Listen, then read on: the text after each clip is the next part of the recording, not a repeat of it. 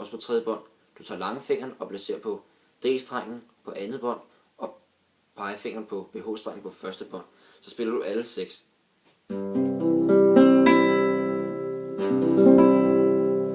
Skide godt. Undskyld, jeg bander.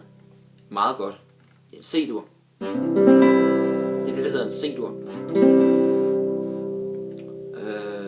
Du kan også tage den som barré-akkord, men ofte så gør man mest sådan her. Det er C-dur som barré-akkord, men det er almindelig C-dur, barré C-dur. Så. Og det er lidt sjovt, synes jeg, fordi nogen spiller C-dur sådan her, uden lillefinger, og nogen spiller det sådan her. Det er lidt sjovt, synes jeg. Men det ved jeg ikke lige så meget. Nu går vi videre til C-mol. C-mol, det bliver en barré. Der skal du gøre det samme, som du gjorde med BH-dur. Nej, undskyld, BH-mol. Så skal du bare rykke en længere ned. Bum. Og så er det det, der hedder en C-mol. Kommer her.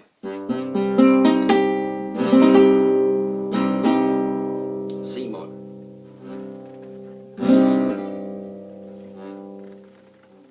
Godt. Så går vi videre til cis. Og nu er vi på C. Hvis vi gør det samme, som vi gjorde med BH, så BH, C og cis. Cis-dur.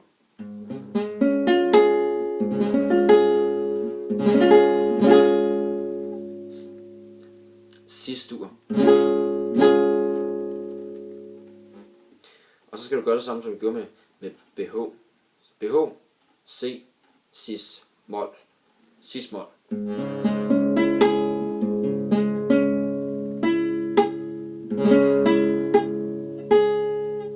Det var cis, så skal vi videre til D.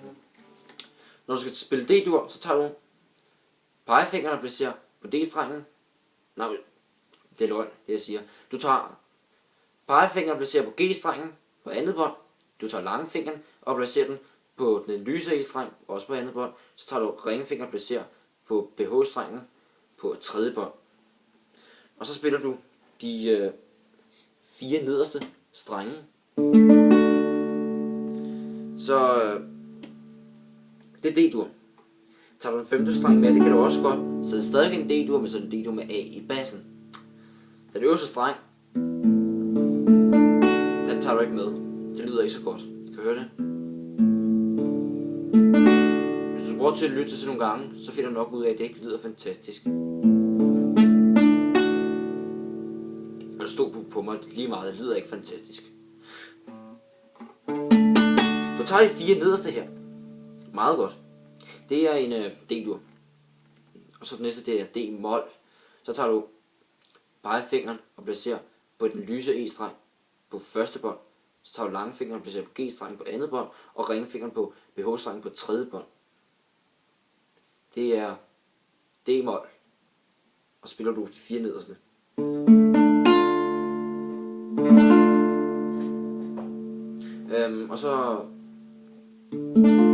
Og det er det samme som D-dur, at du kan sagtens tage A-strengen med, så bliver det til en D-mol med A i bassen, men du tager ikke en dyb E-streng med. Fordi det lyder ikke så godt. Og det samme som før. Du tager de 4 nederste her, men den lyse E-streng er bare med en F i stedet for en fis. Fordi på en dur, der kunne høre, det er med en fis på D-dur, og så er det en F på D-mol. Den lyse E-streng er en fis på D-dur, og så er det en F på D-mol. Så skal vi det var det. Så skal vi til dis. Og så skal du gøre det samme som vi gjorde før, at du stiller dig her på cis og så D og så dis. Så gør du det samme som du gjorde på cis dur, bare 2 bånd længere ned, så er du på dis, og så spiller du alle 6 strenge. Cis dur. Nej, undskyld. Dis dur, undskyld. Det er dis-dur. Og så gør du det samme som du gjorde med cis-mol, bare 2 bånd længere ned. Og så spiller du det, der hedder dis-mol. Kommer her.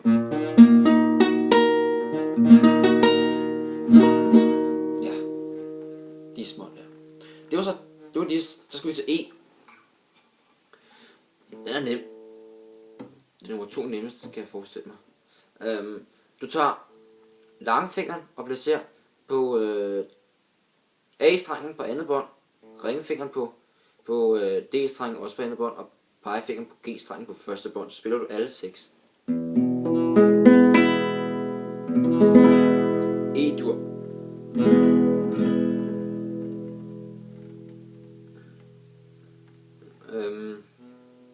Ja, E-dur, ja. Og så E-mol, der skal du gøre det samme. Du skal gøre det samme, som du har gjort med E-dur, men du skal løfte pegefingeren. Det er E-dur uden pegefinger. Så spiller du E-mol, og så gør du det samme, alle sammen, bare uden pegefinger. Og så G-streng med G i stedet for gis. Når det er en dur, så er det med en gis, og når det er med en mol, så er det med en G. G-strengen. Okay. Godt. Så skal vi videre til F. Og F, det bliver til en barré-akkord. Nogle vælger at gøre sådan her. Men det er ikke så godt at bruge tommelfinger. Man bruger ikke tommelfinger, når man spiller guitar. Det er der nogen, der gør, men det er ikke så mange, der gør det. Derfor er det bedst at spille det med en barré-akkord sådan her, i stedet for at gøre. Du skal mase 2 streger på tommelfinger, det kan godt gøre lidt ondt. Så derfor er det bedst at bruge det som barré-akkord, så er det lidt nemmere. F kan godt være svært at spille. Den er sværere end G. Når du skal spille, der er ikke noget, der hedder is, der er ikke nogen sort tangent imellem dem, så vi fortsætter til F.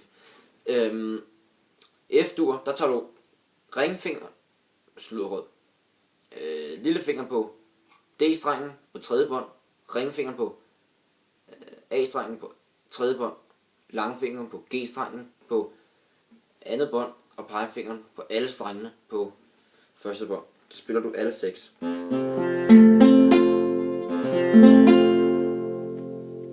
F-dur.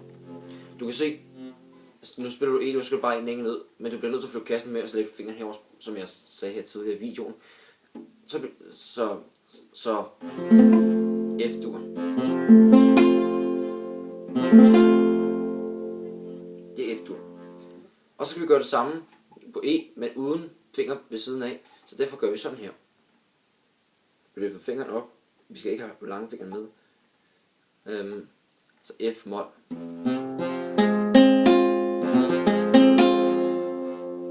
Det er F-mol. Ja. Det var så F. Så skal vi videre til fis. Så skal vi gøre det samme, som vi gjorde med E. E, F, fis. Gør det samme, som vi gjorde med F-dur, men bare et bånd længere ned. Sådan der. Fis-dur.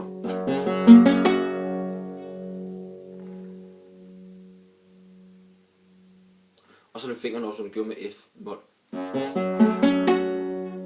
Det er fis-mol.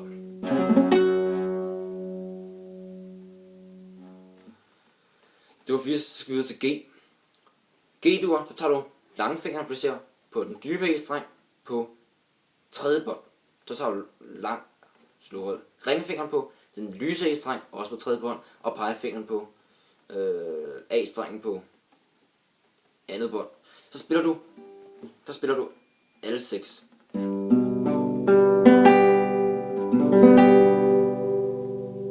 Det kan være svært, så lad være med det. Så derfor nøjes vi bare med at gøre sådan her, og så nøjes vi bare at spille de 5 her nederst. Ikke?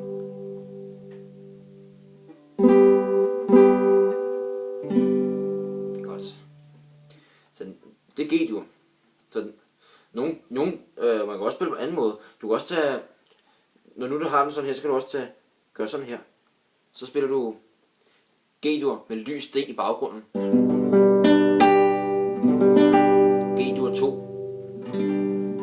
Sådan cirka, hvad jeg kunne forestille mig.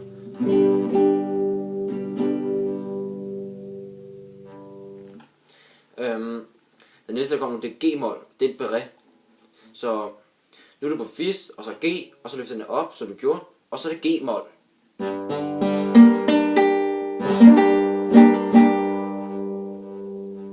G-mol. Ja. Og så gør vi det sammen igen. Ned. Så skal vi til gis. Så en ned. Og så gør vi det samme, som vi gjorde med F-dur. Så skal vi spille gis-dur. Ja. det samme med fis mol, fingeren op, 2 bånd længere ned, gis mol.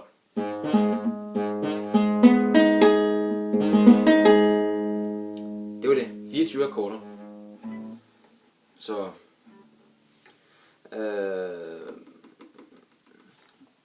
så er der vibrator. Du gør sådan her. Så er der vibrator. Når du skal spille vibrator, så sætter du fingeren på en eller anden streng, og så gør du sådan her. Altså du gør sådan her, og så siger det Lad os prøve at tage en D, men også G. Her. Eller lad os prøve en A.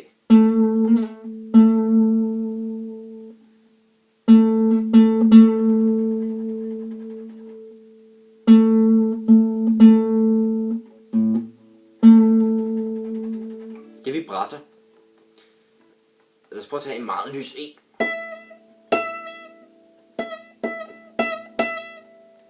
Det er vibrator. Du sætter fingeren på en eller anden streng, og så gør du sådan her. Eller det er vibrator. Det gør man normalt på elektrisk guitar. For eksempel i mellemspil, for eksempel, der gør man det. Det hedder vibrator. Altså, for eksempel. Det er vibrator.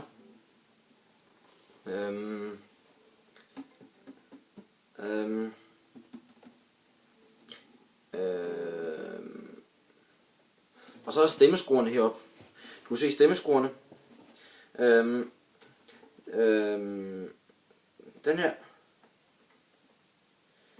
her, det er den dybe E-strengskruen, A-strengskruen, D-strengskruen, G-strengskruen, BH-strengskruen og den lyse E-strengskrue.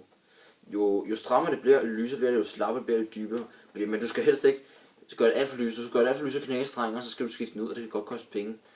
Fordi det er jo ligesom, hvis nu så hiver skruen ud af strengen. Det er ligesom, hvis du hiver dig i armen og gør sådan her.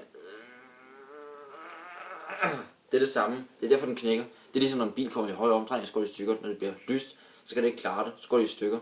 Og det er det samme med guitar. Bliver lyst, så går det i stykker. Så.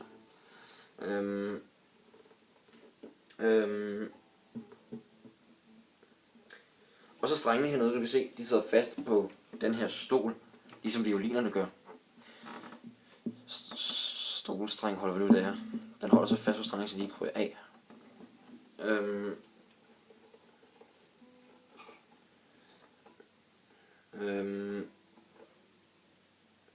Og så er der bånd, plet på bånd 5, 7, 9 og 12, som jeg sagde tidligere i videoen.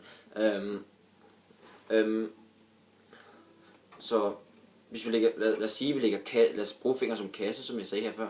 Så hvis den har været sådan sagt A, D, G, C, E, A. Og på det 7. bånd der er den sagt BH, E, A, D, Fis og BH. Og på det 9. bånd der er den sagt Sis, Fis, BH, E,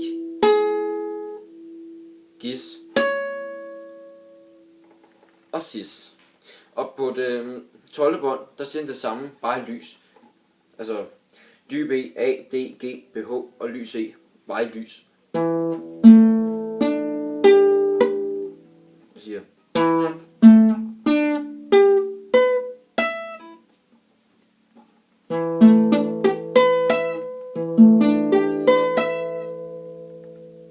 så. Ja, det var så det om guitaren. Det er sådan en guitar, den virker. Når den er sådan her. Det er den her sådan spansk guitar. Sådan er spanske guitar i hvert fald. Og alle mulige andre guitarer. Men sådan er spansk i hvert fald. Resten, western kan også være godt sådan, men bare lidt anderledes. Det var så det om guitaren. Så tak fordi I så med. Så have en god dag. Så det var det. Hej.